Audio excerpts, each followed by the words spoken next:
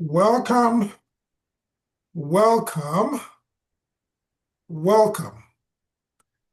Welcome to episode 17 of the American System of Political Economy podcast. And I'm bringing to you, as always, none other than the world's leading authority on 18th century, 19th century American system of political economy, Mr. Neil Martin. Well, what can I tell you? As you can see on the screen, Neil has gone into the archives. We've kind of come full cycle, folks, full cycle. And we're back to none other than the masterful Henry C. Carey.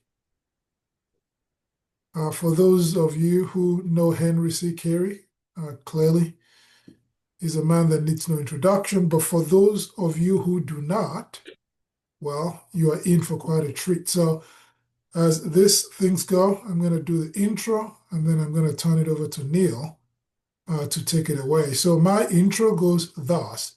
His Excellency Henry Carey will defeat geopolitics. The greatest book on political economy in the 19th century was The Principle of Social Science by His Excellency Henry C. Carey. In it, we see his works on principles of political economy, a piece where Carey is a free trader acknowledging energy flux density. In Carey, as a protectionist, we have past, present, and future, where he details centralization and he refutes Ricardo's rent theory. Harmony of interests, combination of action, and what is the difference between the British system and the American system? The slave trade, domestic and foreign. Slavery grows, preventing domestic commerce, and war on association. Letters to the President, where Carey lays out the importance of domestic commerce and praises Jean-Baptiste Colbert. Is it not profound to say that man has a natural propensity to advance? Is it not profound to say that association is the main driver of increasing population? Is it not profound to say that Ricardo, Malthus, Mill had a satanic view of man? They did not believe in energy flux density. If they did, they would not talk about overpopulation. Man cannot develop land. The Great Bank is useless. And man, according to Ricardo, Malthus, and Mill, is a slave of nature. And energy flux density has not made man's toils easier. Energy flux density, man increasing it, and ultimately giving accumulations to the future. Whoever recognizes it has a great view of man. The free traders on the left don't ever say this. He's saying the amount of iron you produce measures your civilization, profound to Malthus, Ricardo, and Mill. He's saying that man participates in the Creator's intelligence, profound to them. Is it not brilliant economic intel to detail how the British wages economic warfare upon nations? Is it not profound for the earth to be called the Great Labor Savings Bank? Is it not profound to detail the distinctions between man and the animal? Malthus, Ricardo, and Mill, they never did that. They could lose. They would lose their demon membership. Henry Carey's view of man and what man has been described by him was never surpassed in his day or post-Civil War era. The way in which Carey refutes British free trade by stating his view of man through man increasing his energy flux density His occupation of the earth theory vehemently does this. He states that energy flux density is an economic law. It unanimously establishes Carey as enemy of British free trade. Henry Carey will equip you with how to defeat the British. Watch out for association in the presentation. Carey mentions it 238 times in Volume 1 of Principles of Science. Association, without it, we couldn't call man man. In these times, as with the past, motion is seen the most where agriculture, manufactures, and commerce are most developed. You will learn the importance of domestic commerce through Henry Carey. Will irrational free trade support China's Belt and Road Initiative, or will domestic commerce? Who are the economists and nations who champion irrational foreign trade? They are the ones trying to end man and the immortal species. They never want geopolitics to go away. Man does not progress by having an enemy, geopolitics. Man progresses by participating in the Creator's intelligence. Man, having the Creator's intelligence will give us association, commerce, not irrational free trade.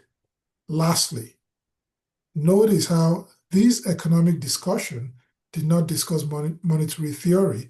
Monetary theories cannot understand energy flux density, nor can they escape geopolitics. Neil, over to you, sir.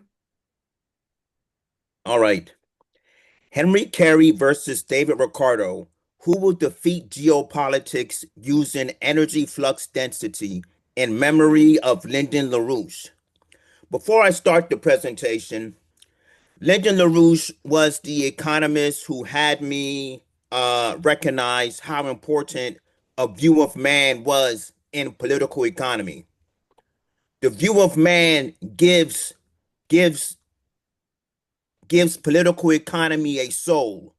And at the moment, political economy does not have a soul in the West or in the global South, right? So energy flux density is going to defeat geopolitics. What do I mean by that, right? Well, the mind of the person that recognizes energy flux density as a crucial role in increasing the potential relative population density is not going to be for geopolitics. They're going to be for economic solutions, not political solutions. So this first quote has Henry C. Carey doing the thing that he does best. He pioneered the view of man in the 19th century. What I mean by pioneering the view of man in the 19th century is that the British did not like a high view of man in political economy. They already made up laws such as Malthus's population control, overpopulation, David Ricardo's rent theory, comparative advantage, all evil thoughts, right?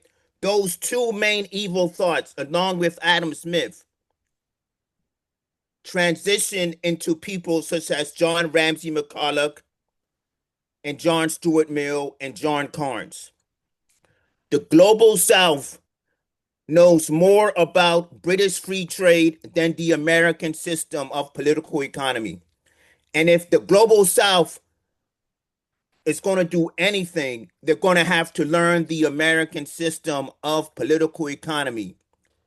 The global South does not need the American system with Chinese characteristics. The global South needs a protege of the American system, right? Okay, so pioneering a view of man. What I will tell you is that I've read over 230 books and pamphlets on the subject of the American system of political economy and protectionism. Henry Carey singles out the idea man is not an animal.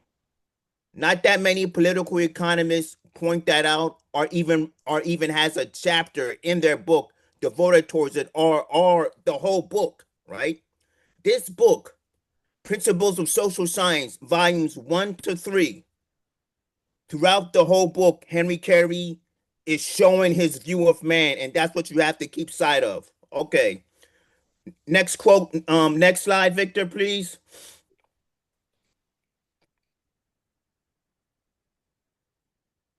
Next slide. Okay. Henry Carey pioneered the view of man. Created in the image of his maker, he should participate in his intelligence, but it is only by means of ideas that he can avail himself of the faculties with which he has been endowed.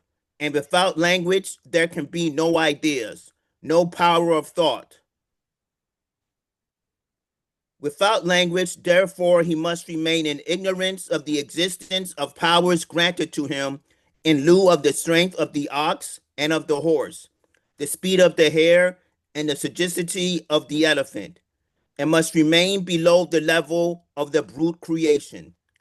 To have language, there must be association and combination of man with their fellow man. And it is on this condition only that man can be man.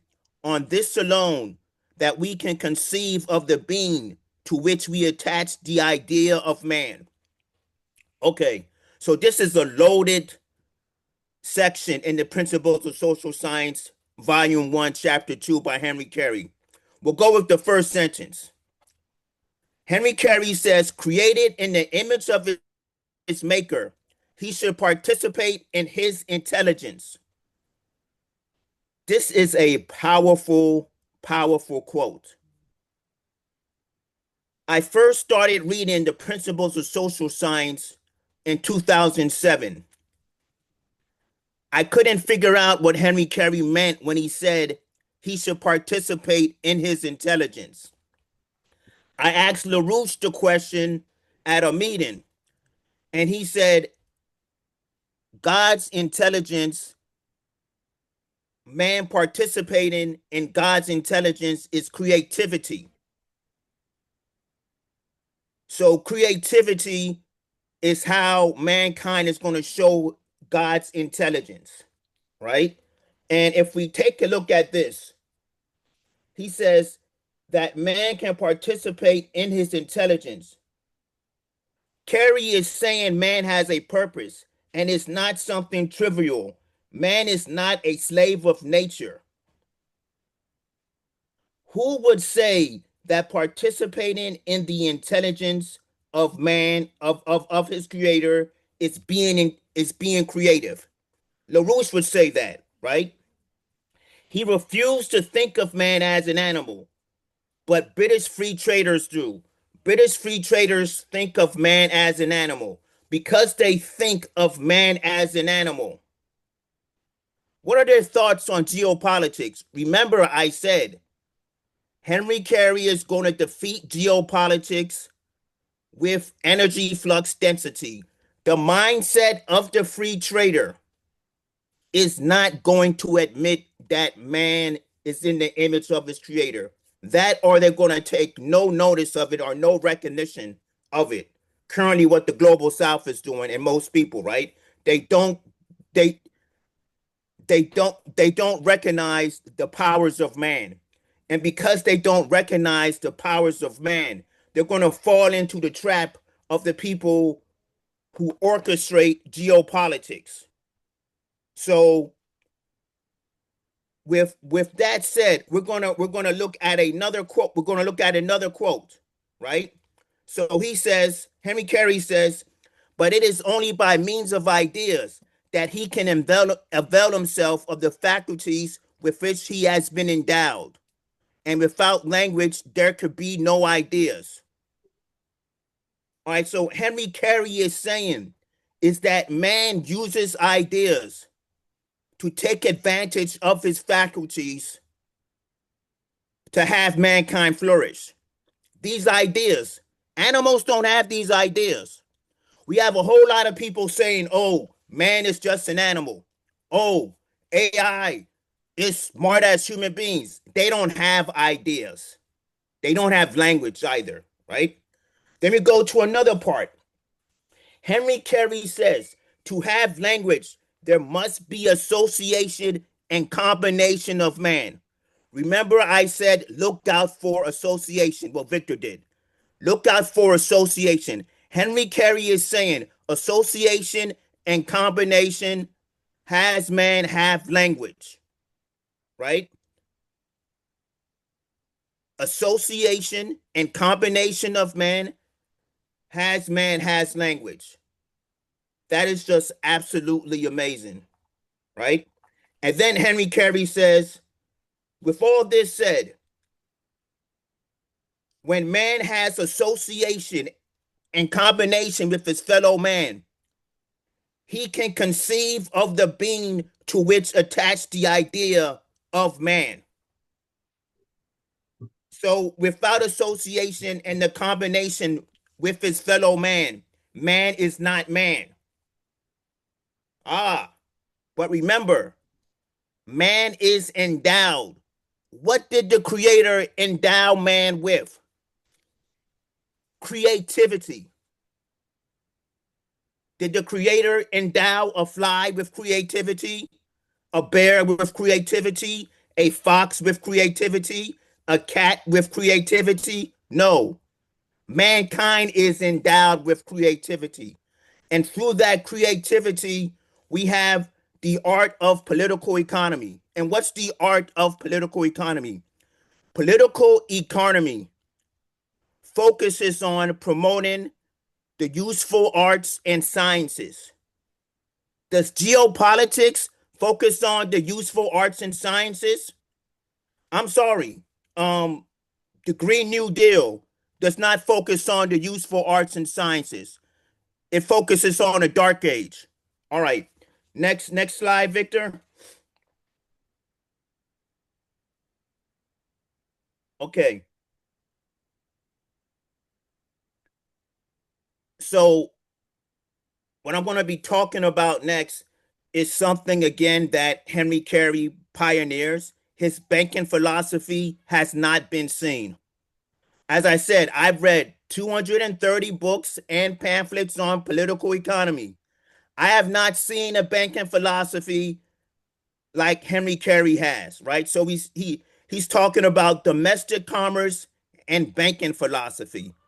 Let's see. Association, combination of action is required to enable man to obtain control over the various forces existing in nature. And that combination can never take place except when the loom and the spindle take their natural places by the side of the plow and the harrow. The consumer must take his place by the side of the producer to enable man to comply with the condition upon which he obtains loans from the great bank of Mother Earth.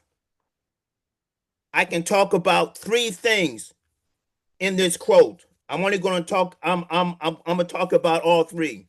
Okay, so association and combination of action has mankind subdue the forces of nature. Subdue the forces of nature, right? Association does, right? Association is not found in free trade, right? Association is not found in free trade.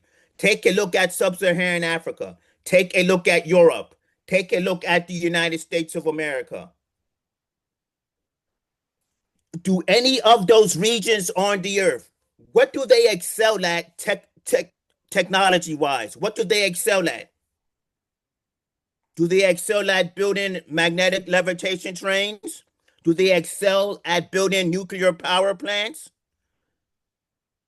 Do they is their population psyched up and have massive cultural optimism because of the space program? Does the population embrace the Belt and Road Initiative? Take a look at Europe and the United States of America. Association, combination of action. You cannot tell me that China's Belt and Road Initiative is one of the biggest shining examples of association and combination of action, but it's also the biggest war avoidance policy, right? So mankind showing the four distinctions between animal and man will lead to a war avoidance policy, right? And as I said, concentrate on association. There's three more distinctions that man has that animal doesn't have. We will reveal that later on. But just focus on this. Henry Carey is saying association and combination of action has the existing forces of nature be subdued by mankind.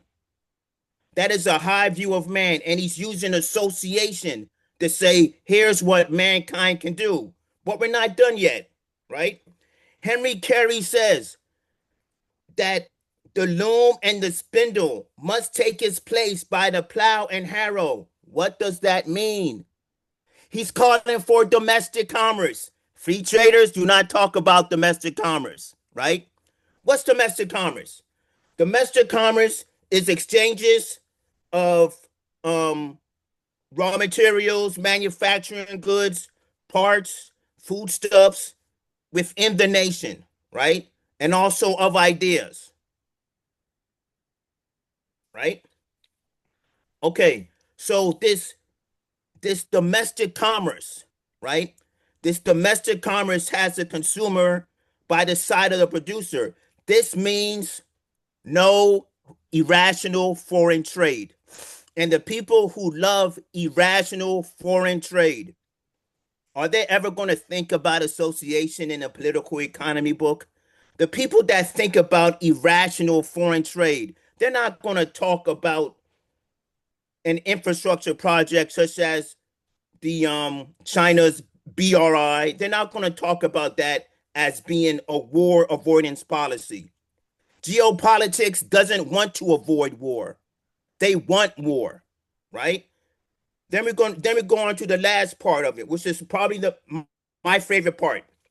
Henry Carey says the consumer must take his place by the side of the producer to enable man to comply with the condition upon which he obtains loans from the great bank of Mother Earth.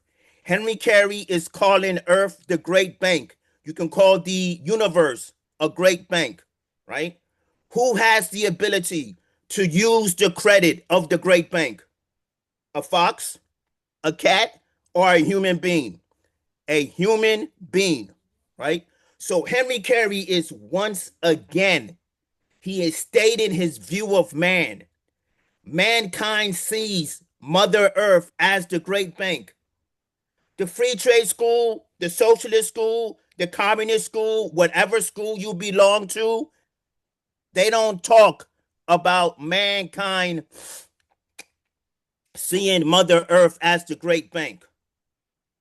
When Henry Carey said Mother Earth is the great bank, he first said this in the past, present, and the future. His first economic book as a protectionist, right? This was ground shattering, right? So we have domestic commerce and banking philosophy, right? A great banking philosophy,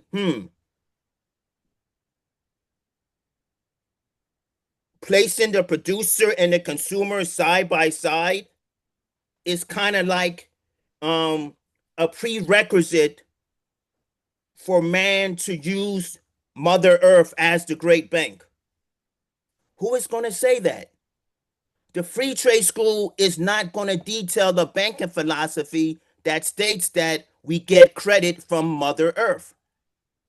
They don't look upon banking that way. Okay, next slide, Victor.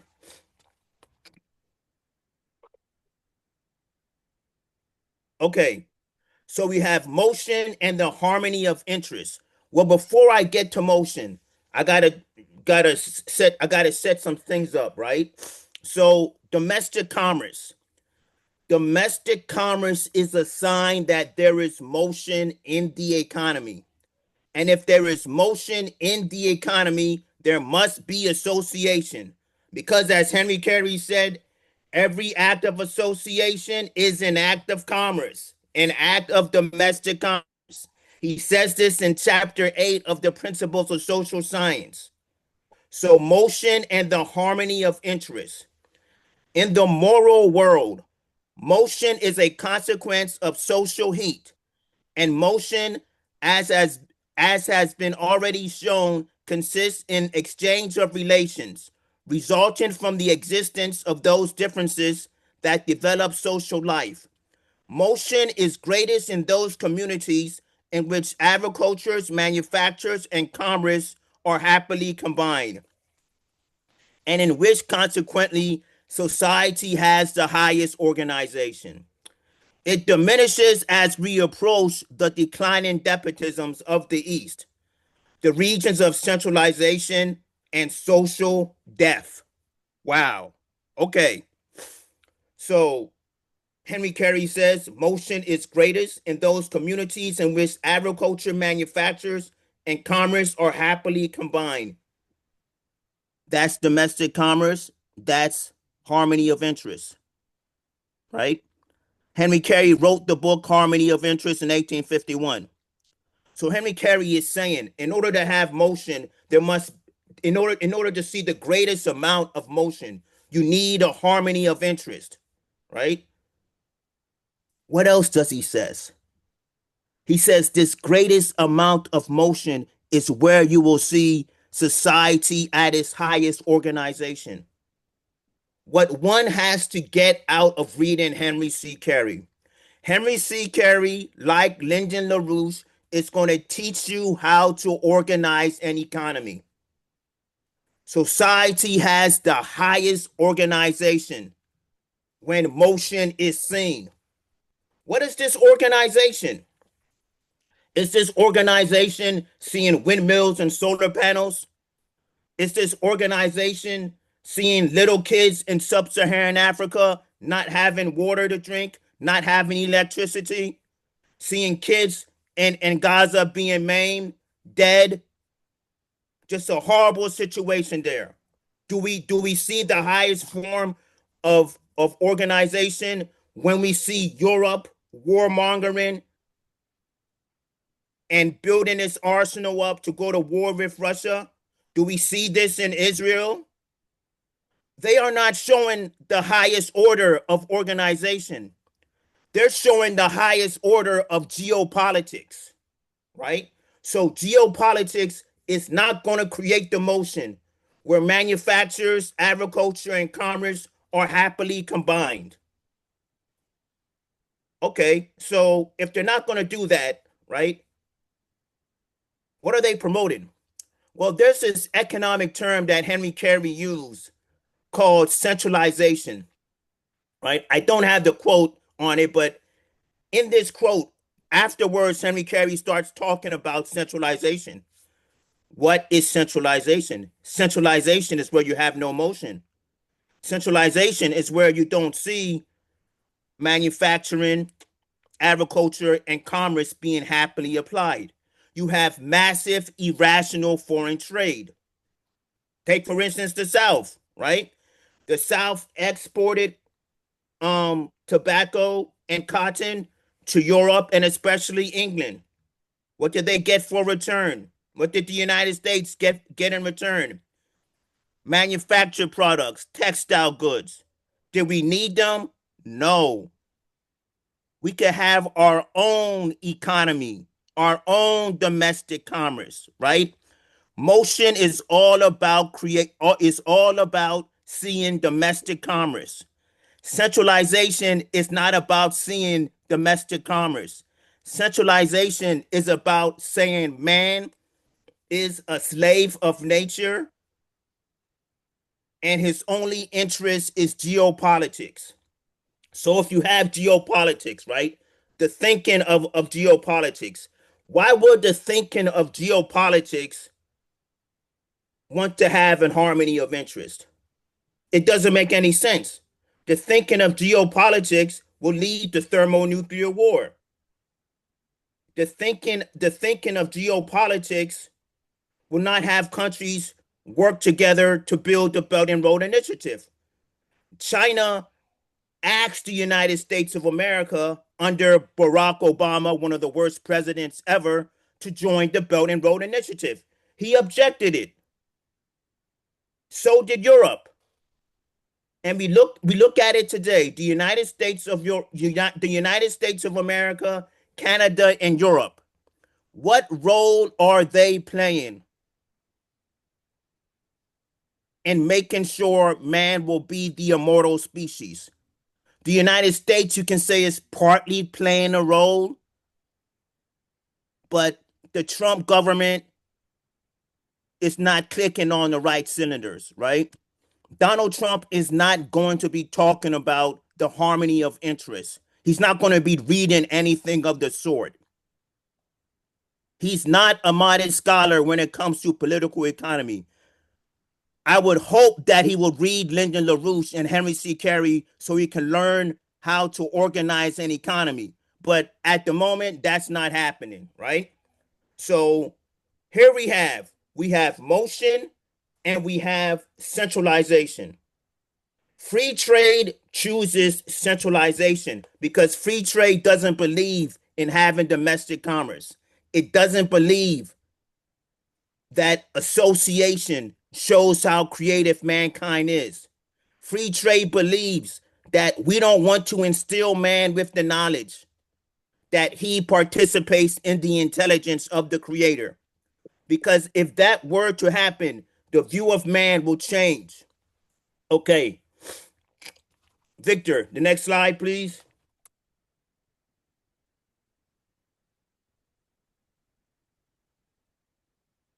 Ah, what does energy flux density do? We're talking about energy flux density. We're going to see association in this quote. Association goes hand on hand with energy flux density because when you have association, it's going to lead to increasing your energy flux density, right? Energy flux density doesn't come about through centralization and through irrational foreign trade, right? So, what does energy flux density do? Here's Henry Carey. They obtain far more meat and grain and with less labor than at any former period, a consequence of their increase in numbers and in the power of association. Numerous generations having already passed away, the younger ones now the younger ones now profit by the wealth they had accumulated and are thus enabled to apply their own labor with daily increasing advantage, obtaining a constantly increasing return with increasing power of accumulation and decreasing severity of exertion. They now bring new powers to their aid, and the water no longer is allowed to run to waste.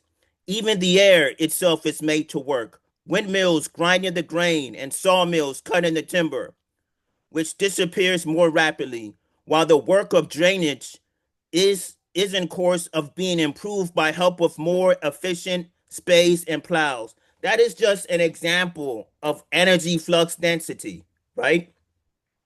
Why did I place a high example of energy flux density in political economy books? Well, it comes from Lynn. As I said, this presentation is in memory of Lynn. Lynn taught me so much what to look for in political economy and to how to actually study a political economy book, right?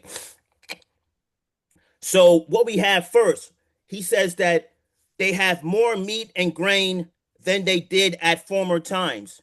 Why is that the case? Henry Carey is saying increase of numbers and an increase in the power of association.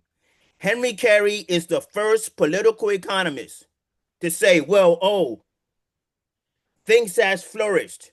Oh, it must be an increase of numbers. That's why things have flourished. Or they might say, oh, things has flourished. Mankind has never been more prosperous. And someone might say, oh, it was wealth too. But Henry Carey says power of association. His nephew, Henry Carey Baird, said that Henry Carey's greatest contribution to political economy was association, right? And so this quote, right? If Thomas Malthus read this quote, if he was still alive in the 1850s, he died in the 1830s. Same thing with David Ricardo, right?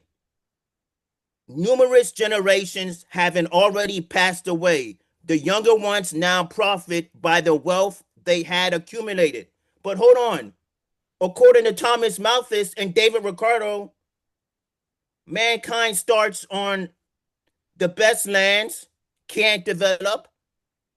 The machinery he develops is not good enough. Then he goes to the next lands, which yield a decreasing return, and it keeps on going that way.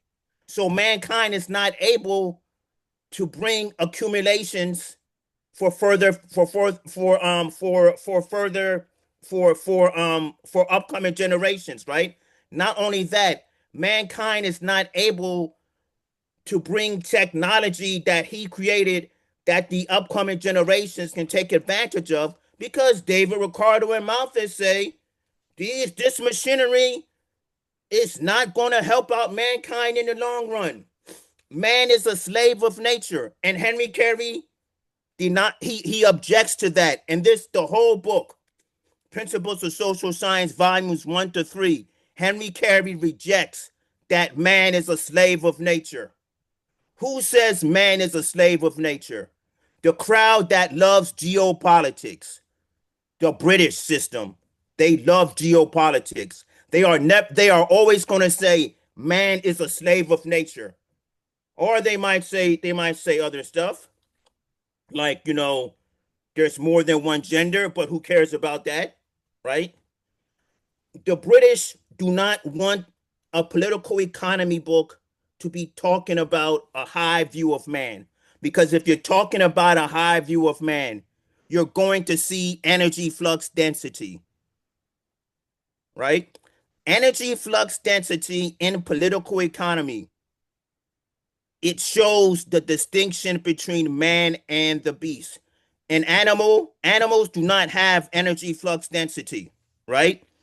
Okay, let me go on. This is the last part. This is one of the most important parts. Then he says, they now bring new powers to aid, and the water is no longer allowed to run to waste. So you had manufacturers planted on rivers, right? But that's not the idea that I'm going to convey. When I saw this, let me read it again. And the water no longer is allowed to run to waste.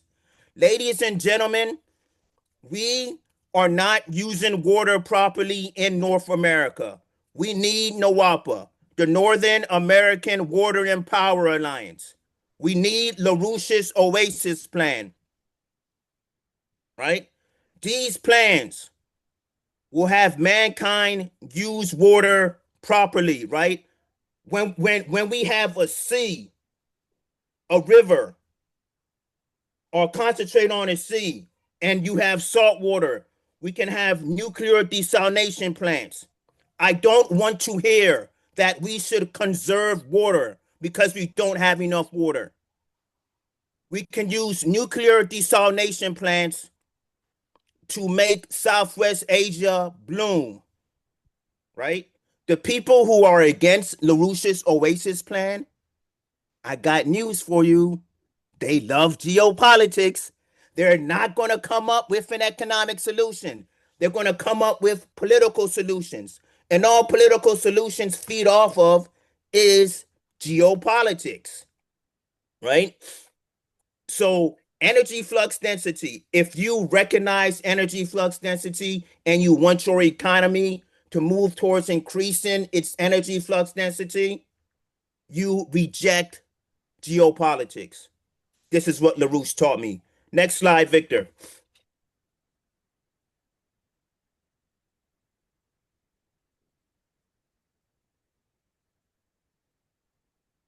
Okay, so previously I was talking about slave of nature, right? We said man is the eternally developing species. If I say man is the eternally developing species, mankind is not a slave of nature, right? But not only that, in this quote, we are going to see something earth shattering. We are going to see the first appearance in the presentation of the four distinctions between man and the animal. And remember this, the four distinctions between man and the animal was the idea of Henry Carey. Henry Carey was not for geopolitics. He was not for irrational foreign trade. He was for the American system of political economy. All right. Everywhere he is seen to have commenced poor and helpless in himself and unable to combine his efforts with those of his fellow man, and everywhere, consequently, the slave of nature. Everywhere, as numbers have increased, he is seen to have become from year to year and from century to century more and more her master. And every step in that direction has been marked by rapid development of individuality and attended by an increase of power of association, increased sense of responsibility, and increased power of progress. Wow. Okay. So Henry Carey is stating that in the beginning, man starts out as the slave of nature, but he develops, right? The geopolitical school, the British Free Trade School, is going to have you think man's whole existence is of him being the slave of nature and harming the environment. That's what they're going to say, right?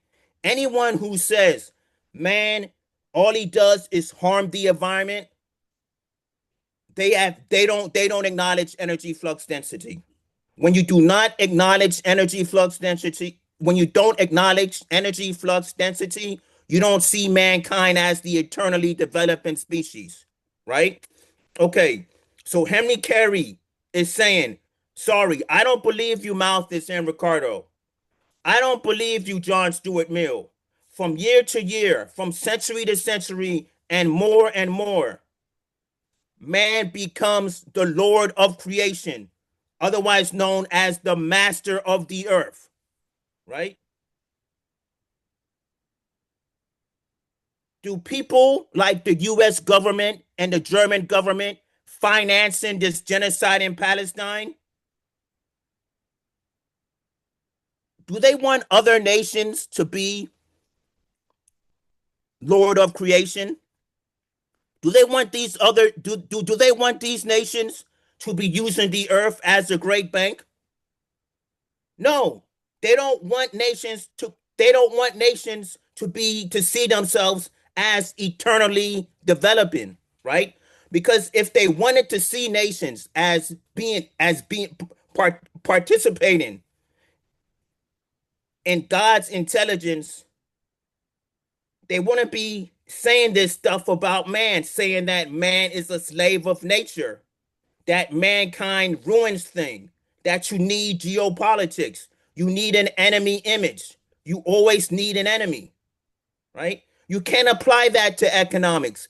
Once you apply that man is an enemy, that you will face an enemy, how are you going to launch a massive war avoidance policy like the Belt and Road Initiative, right?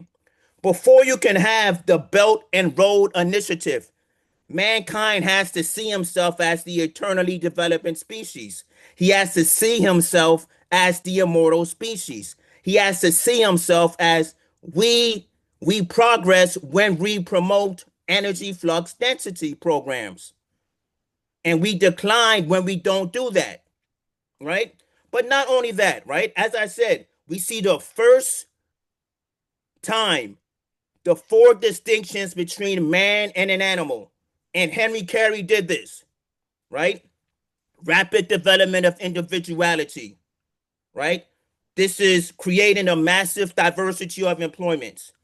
Association, combination of man, combination of action.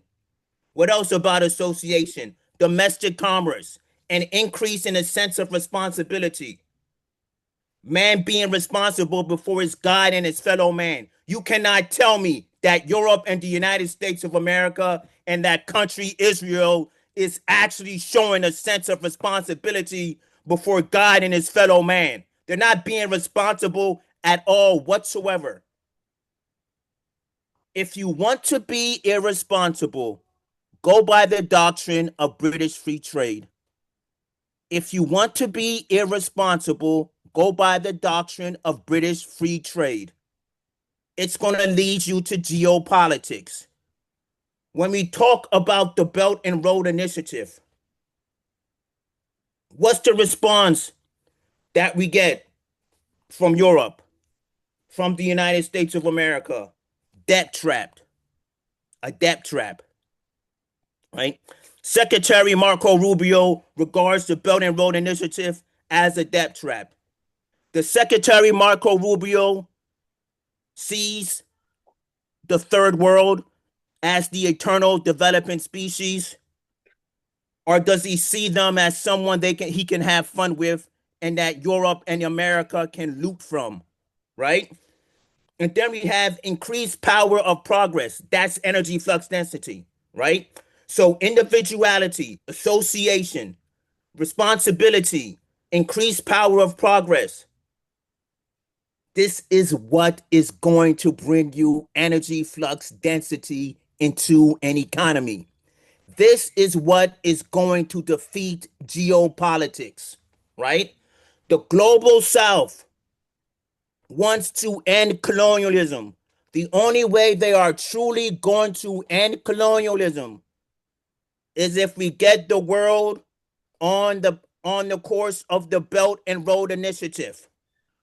If we get the world to see mankind as the eternal developing species, if we can actually get the person who believes in geopolitics to understand that man should participate in the intelligence of the creator. If someone sees that mankind should participate in the intelligence of the creator, right? Wouldn't he want all mankind to do that? When you're a little child and you learn how to do something, you're so excited. You want to show everybody what you did. And if they don't know how to do it, you want to teach them. You can't do that with geopolitics. Geopolitics is not going to have mankind show responsibility before God and their fellow man. It's not going to increase association. It's not going to increase individuality, and it's not going to increase the power of progress. Right? So here we see Henry Carey developing the principles of social science. He's talking about on how man is not a slave of nature, and he's talking about the four distinctions. Next slide, Victor.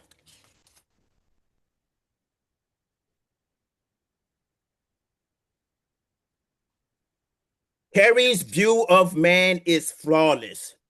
So we spoke about the four distinctions between man and the beast, right? We also said that man is not a slave of nature. Somehow David Ricardo thinks man is a slave of nature. Somehow David Ricardo thinks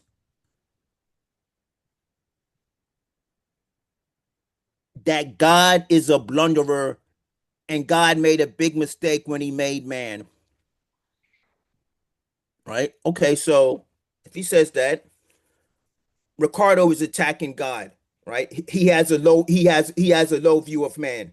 All the free traders, all the communists, all the socialists, whatever you want to call yourself, when you look at Ricardo's rent theory and he's talking about land, if you do not see that as an attack on man and disrespecting God, I don't know what to say to you.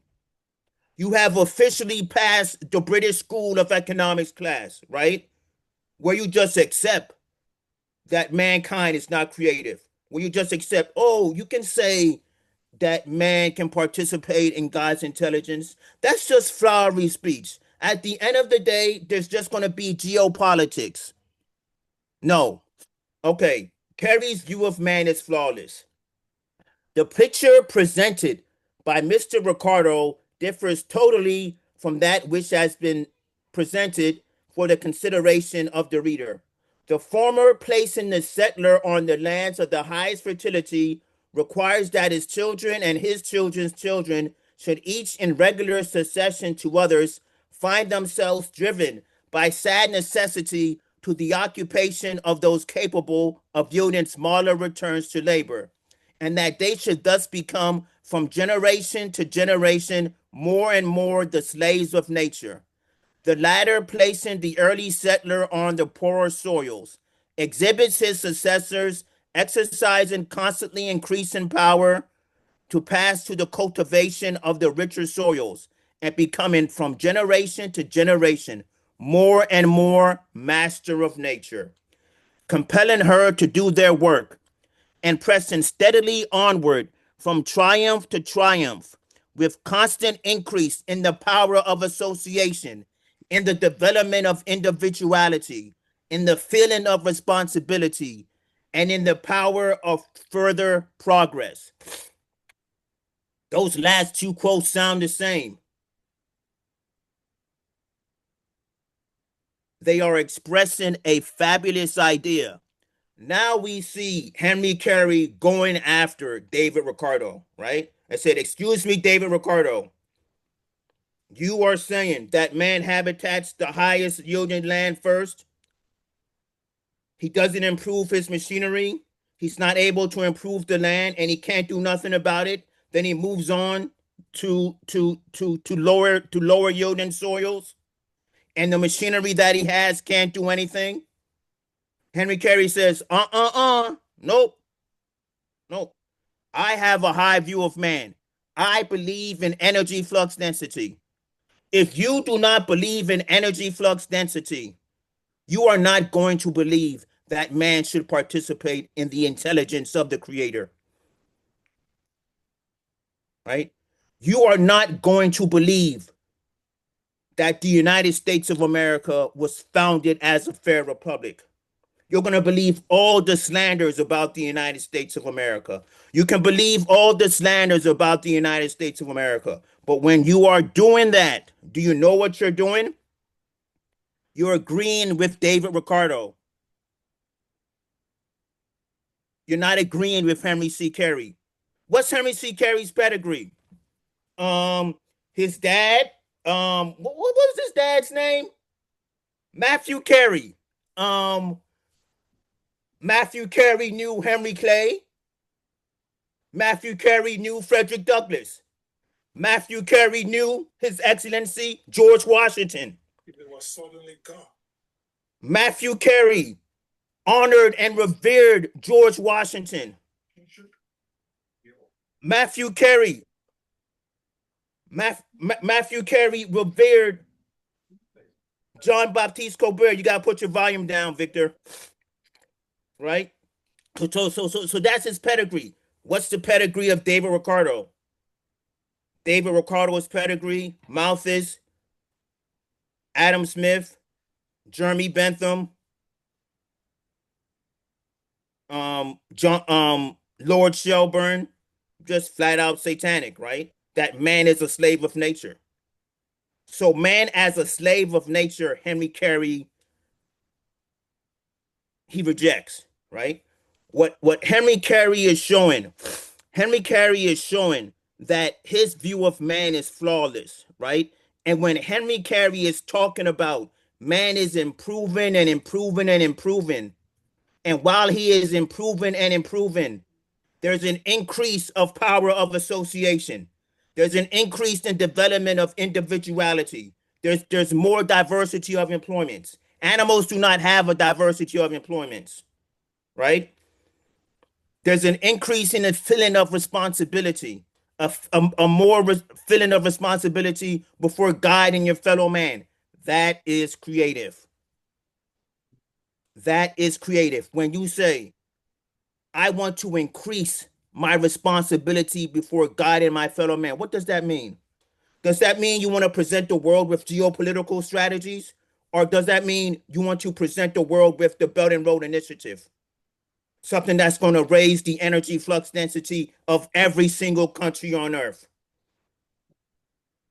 Henry Carey wanted to raise the energy flux density of every country on earth. Were Henry Carey alive and he saw what the Chinese were doing with the Belt and Road Initiative, which they got from Lin, he would say, this is outstanding. This is another way to defeat the British without fighting her, right? And then we add the power of further progress. What happens to a society when they think and know that they can progress? Are we going to get people like Benjamin Netanyahu in power? Are we going to get people like Merz in power in in Germany? Are we going to get Macron in France? Are we going to get Starmer in England? Are we going to get people like Trump? No, we're not going to get people like that, right? I'm not saying Trump is on their level. He's not on their level. He's better, right? But he has a lot to do, right? And what he needs to do is that he needs to read some Lyndon LaRouche and get some competent economic advisors, right? Okay, so Henry Carey's view of man is flawless. Because his view of man is flawless, he's not going to accept geopolitics. Who's going to accept geopolitics, though? The transatlantic system. They're going to accept geopolitics. What has been the response of the transatlantic system with China rising, with Russia? They have sanctioned Russia to death. It didn't work, right? They're still going for geopolitics. They don't want to follow the principle of the advantage of the other. If you look at the four distinctions: power of association, development of individuality, feeling of responsibility, and the power of further progress. If you want to do that, you have to follow the Treaty of Westphalia. You have to follow the advantage of the other principle. And that right there will destroy British geopolitics. Next slide, Victor.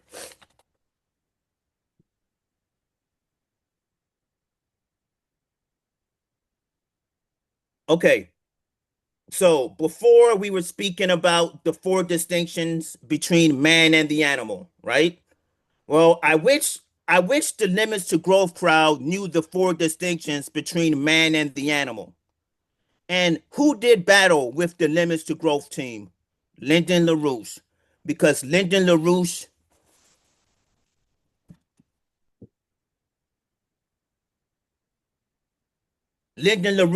knew how to do political fighting. So energy flux density exists, not limits to growth. How far all is this so all is so the reader will now determine for himself.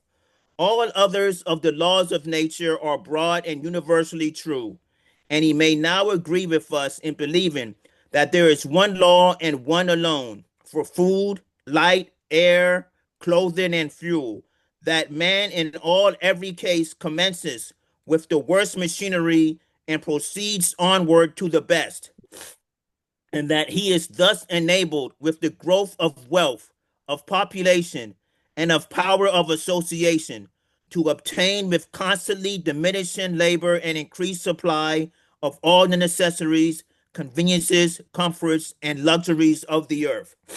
All right. So Henry Carey, as I said, what's Henry Carey talking about? Well, Henry Carey is saying, mankind goes from the worst machinery and proceeds onward to the best. If that is not energy flux density, I don't know what energy flux density is, right? What type of organization of society do you need to have for a population to embrace the thought that man commences with the worst machinery and then proceeds onward to the best? It's not going to be a society that organizes itself after centralization, irrational foreign trade, man as a slave of nature. Just be real, right? If you want to treat man as a slave of nature, like the Limits to Growth crowd did, right? They took creativity out of their economic models and said man is a slave of nature. Excuse me. God endowed man with creativity. You want to take creativity out of man and just say man is a slave of nature? Is that how you're going to define man? No, you're not going to define man like that. And then we go with this, and that he is thus enabled with the growth of wealth, of population, and the power of association to obtain with constantly diminishing labor and increased supply of all necessaries. Wow. So Henry Carey is saying, okay, in order to have progress, you're going to have growth of wealth, growth of population, and power of association. Remember what I said about power of association. They will talk about growth of wealth, they will talk about growth of population, but they do not want to talk about power of association. Who doesn't want to talk about power of association? The Limits to Growth crowd, the environmentalist movement, the Green New Deal crowd, the Great Reset crowd, right? They will talk about growth of wealth and growth of population, but they are not going to talk about power of association. Because if they talk about power of association, they will not be following, they will not be following, they will not be following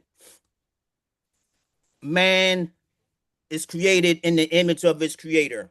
They they will be following geopolitics, right? And for them to follow geopolitics, they have to take creativity out of the scenario. So they will have to get rid of association. And if you've seen that I've been reading these quotes, right? Probably like 4 or 5 quotes or 6 have mentioned association. I said, Henry Carey's greatest contribution to political economy was the power of association, and see how he developed it, right? He developed power of association. He had a flawless view of man. He had a flawless view of God. And he is saying that with energy flux density, there's a constantly diminishing labor and an increased supply of necessaries, conveniences, and comforts and luxuries of life. What type of political economist would say that?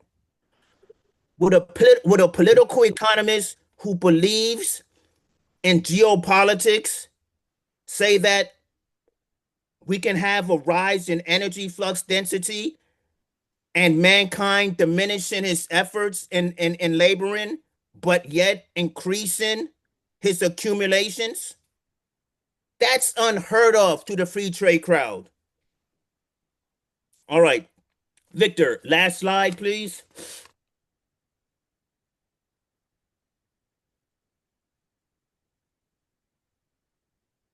How dangerous is it to think that man is just an animal, right? Okay. So the previous slide I was talking about the Limits to Growth crowd, on how by them saying that mankind is not creative, saying that mankind doesn't have the power of association. They don't even know what the power of association is, right?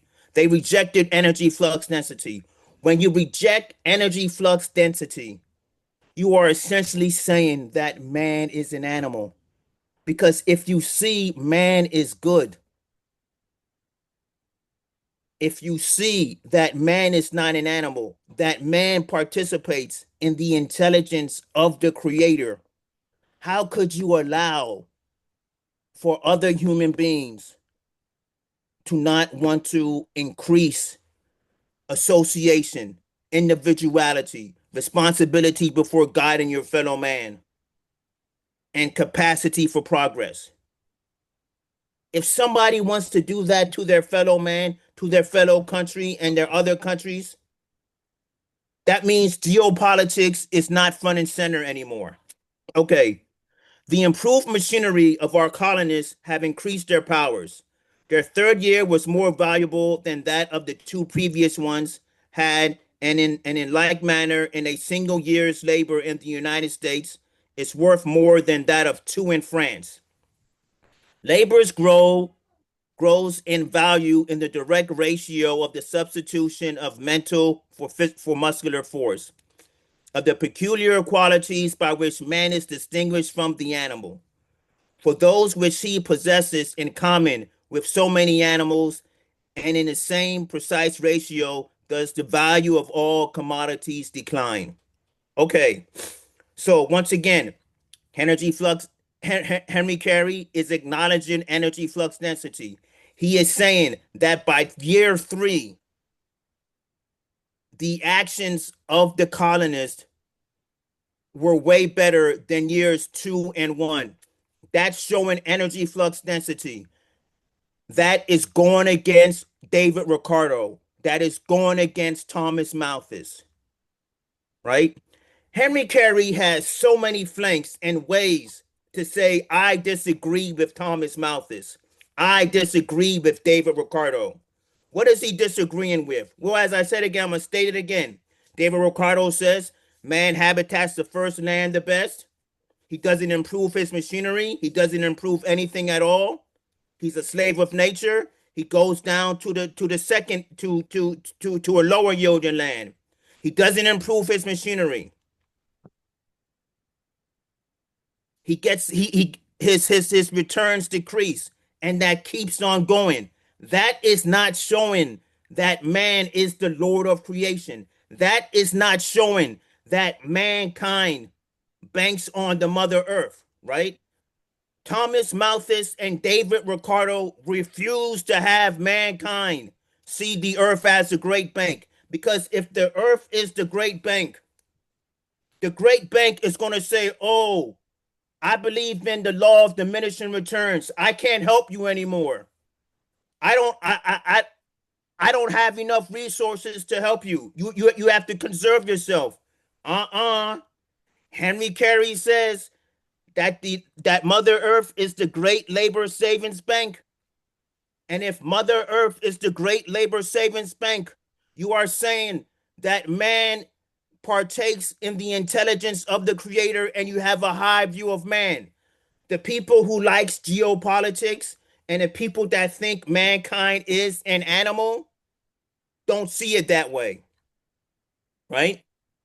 So we have that.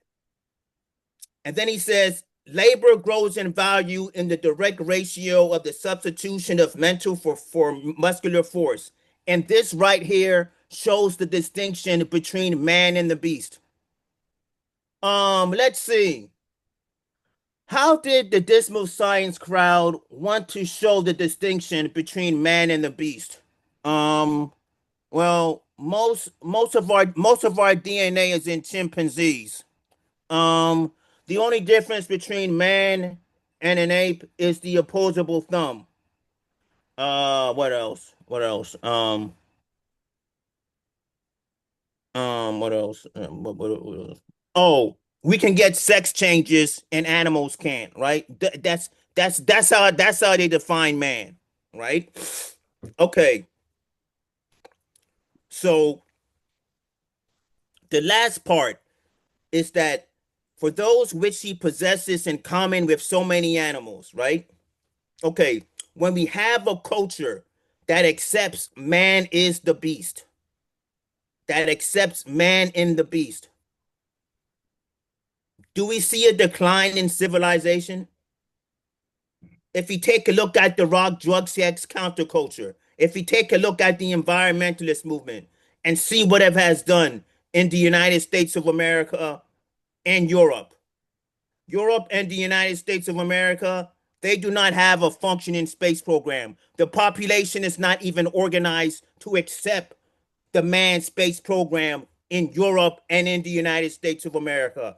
The populations of Europe and the United States of America are batshit about nuclear power. They're afraid of nuclear power, right?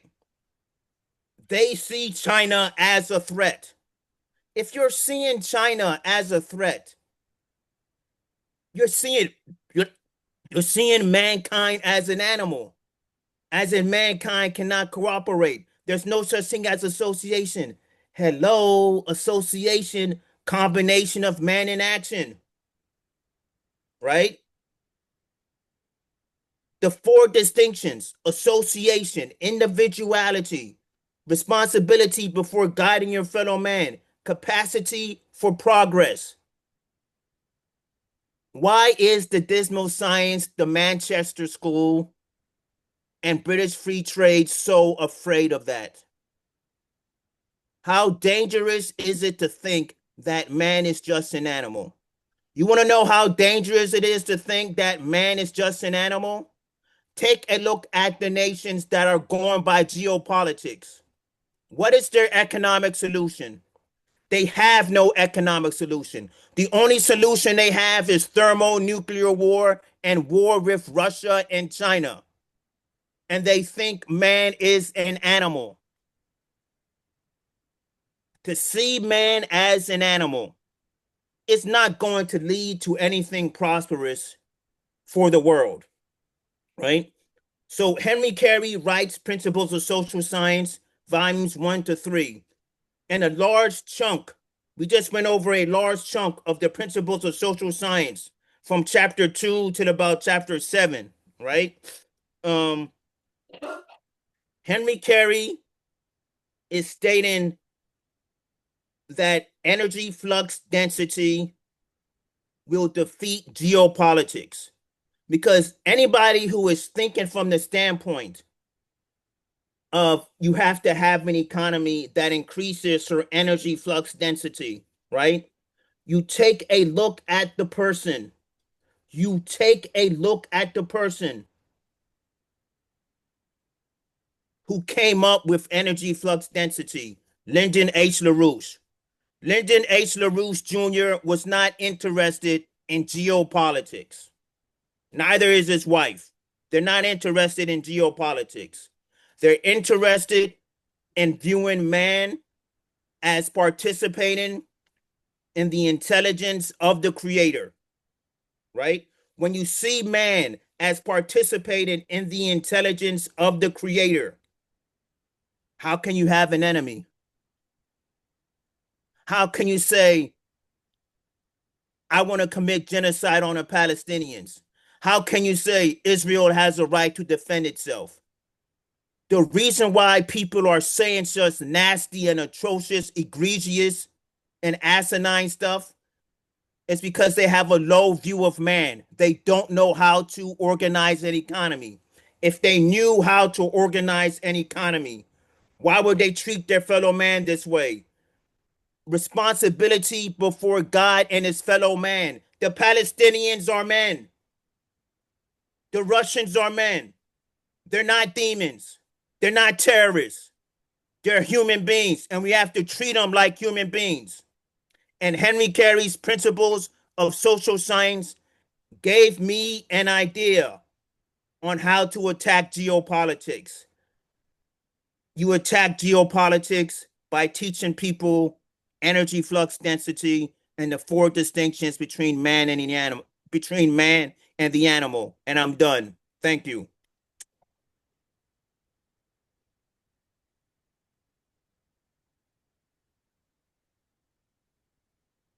I'm done, Victor.